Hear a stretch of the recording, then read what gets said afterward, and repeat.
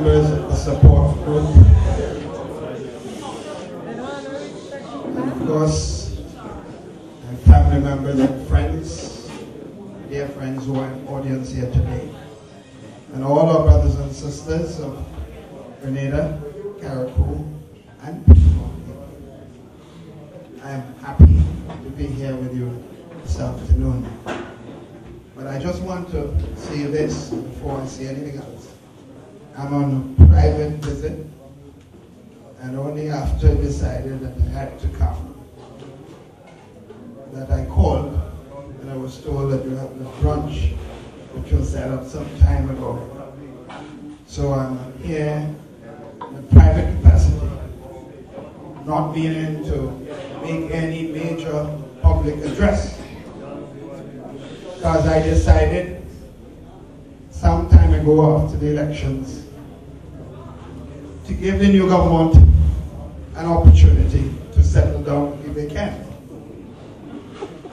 And I, unlike what they did to me when I was in government, they never had a day to settle down. I felt it is in the interest of the country to do so. So, what I expect to do within another, by April or May, we'll bring a major team of the party up to New York and Toronto, address Grenadians in North America. So that's in May you will hear any major address from me. But since I'm here, I want to make a few points quickly, because this I see as a social activity, so I will not make it a very political one. I speak to two groups here today, if there are two groups of persons today.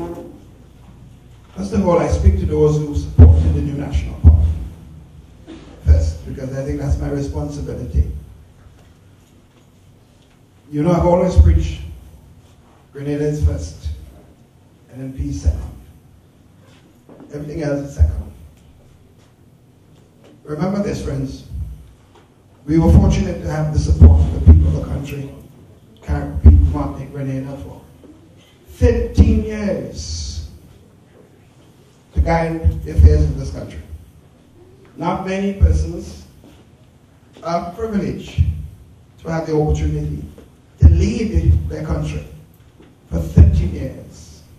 I myself have been fortunate to receive the blessings of a very special constituency, Northwest St. George's, for 24 years as a representative, starting in 1984 with 60% of the votes. Today I'm getting, 24 years later, I got 85% of the votes. So I can't ask for more. And I'm saying to you, you cannot ask for more as supporters of the new National Party. 13 years of trust is a lot of years. So if the people decide they want to give another group of persons an opportunity, as much as we may not be happy, we have to accept it. That is the right of the people of the country to choose the government of their choice at whatever time.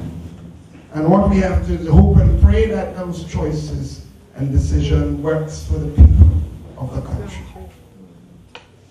Because sometimes I meet people and they're kind of worried. They think I'm going through some sort of pain or that I'm suffering.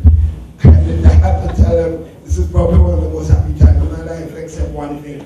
When I see some problems in the country and I see people suffering, it affects me. But for me, myself, don't worry about me. I'm happy. I'm at peace with myself. I've given 13 years of service. As Brother Miller said, I wasn't perfect, but I gave up my best. And I'm satisfied that I did my best, and I feel over time, even those who did not understand it will understand it. So I'm happy with me. So I want my supporters, those who believe in the philosophy of the new National Party, because we did have a philosophy, to accept the fact that the people wanted to change, and they had to change. We have to take it from there. So the second group, persons who did not support the New National Party. I cannot say they were necessarily NDC, because as you know, when you're in government, and after a certain amount of period of time, all sorts of forces gang up against you, because people like to see change. They want to see another face. They're tired with your voice and your face at the television, and they want to see change. So people that never even want to talk to each other gang up. So I cannot call the forces that defeated us NDC. They happen to use a party as a vanguard for that change. But to all of those who did not support the party, I say this: it's your responsibility to see that your vote is translated into positive development for the people of the country. Your vote should not be used to terrorize and victimize people, because in the end, you are the ones that will have to feel that set of guilt for having divided your population and not united it. When an election is over, the government of the day is a government for all the people of the country, not one set. And there should be no attempt to destroy and character assassinate people for political purposes. The campaign is over. What we should be doing is, how are we going to unite the forces of the country, the human resources of the country, in the face of regional and international problems of magnitude beyond imagination? How are we going to use those forces, resources, human resources, to build our country? That is what we should be thinking about. Unfortunately, I say this to you, there seems to be a trend in the present government today that they are spending all their time in witch hunting and victimizing and character assassinating people. It is dividing the country, it is hurting the country, and the country is suffering. I say this to you today as someone who in the initial days of 1979 was happy to see a change. And I regretted it not long afterwards. Because I thought the biggest mistake of the PRG was they spent time hunting down people. Grenada is a small, united family. Carriacou is so similar. Petit-Martinique is so similar. I may vote for you, but I don't want you to torment my brother who supports another party. When you touch him, you touch my family, and you touch the village. Unfortunately, I don't think the present government has learned the lessons of the failure of the revolution, because it's on a path of destruction. For of itself, I hope and pray it's not the country also. And I can tell you this, and I speak with unfair favor because I speak like this in Grenada, and in Carriacou, and in Petit-Martinique. I heard you. That immediately the night of the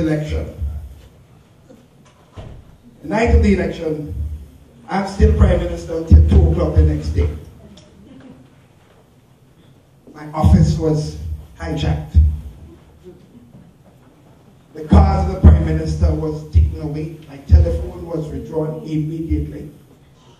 My passport was seized. And the viciousness and the prevailing arrest and the